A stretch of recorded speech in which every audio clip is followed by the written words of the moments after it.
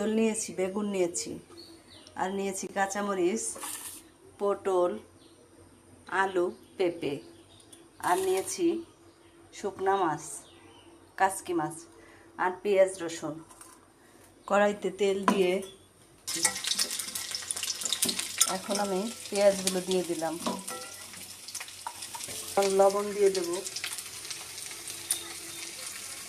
যদি আমি এই শুকনা মাছ দিয়ে রান্না করি তাহলে সে মজা করে খায়।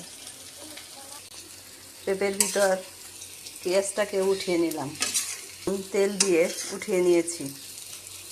আর এখন আমি ওই কড়াইতেই মাছটাকে সুন্দর করে ভেজে রাখবো। পেঁপে আর পেঁয়াজ রসুন উঠিয়ে রেখেছিলাম, দিয়ে আমি এখন পটলটাকে দিয়ে কিছুটা সময় ভালো করে আস্তে আস্তে নেড়ে চেড়ে ভেজে নেব। আর যেহেতু আমি শুকনো মাছ দিয়ে দিয়েছি তাই অত বেশি তেলও আমার ব্যবহার করা লাগবে না, এমনিতেই স্বাদ হয়ে যাবে। গরম জল দিয়ে দেবো, গরম জল দিলে আমার বেগুনটা কালো হবে না, তাই আমি সামান্য গরম জল দিয়ে দিলাম। এরপরে মাছ আর কাঁচামরিচ দিয়ে নামিয়ে নেব। সামান্য জিরে দিয়ে দেব।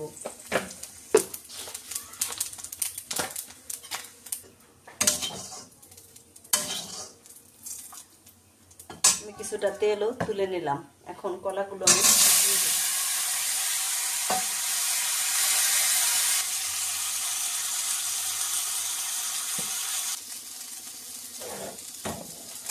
দেখুন আমার কলাটা লাল করে ভেজে নিয়েছি। এখন আমি দিয়ে দেব গরম জল। গরম জলটা দিলে আমার সবজিটা তাড়াতাড়ি সিদ্ধ হয়ে যাবে আর তরকারিটাও অনেক মজার হয়।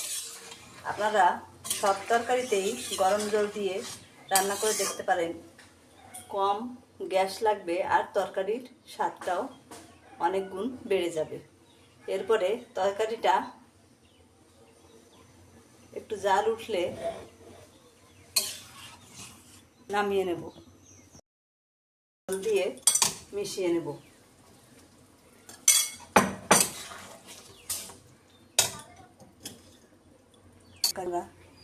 এভাবে একবার খেলেই বুঝতে পারবেন।